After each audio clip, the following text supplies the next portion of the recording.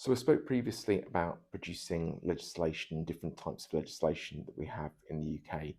Um, but what I was covering there really was something called primary legislation. It's really the big pieces of law, the things that make a fundamental difference to the way the UK operates.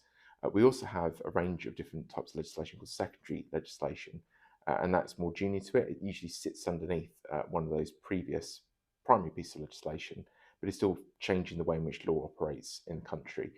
And the main way that this tends to happen in the UK is through something called statutory instruments. There are a range of others, but statutory instruments are where a primary piece of legislation, an act, has specified that some things will be dealt with later and that it's handed off to a particular minister or someone to take a decision around this particular area.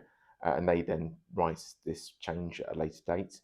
And that becomes the law, but it doesn't immediately become the law. It has to undergo some form of scrutiny. You can't simply have ministers able to make up law on a whim. And so what we have in Commons, well, in Parliament in general, are delegated legislation committees. So they're not a permanent body, but for each act, you will have people assigned to sit on a committee that will occasionally meet when a change to delegated legislation is being introduced, and they'll sit and they'll scrutinise that.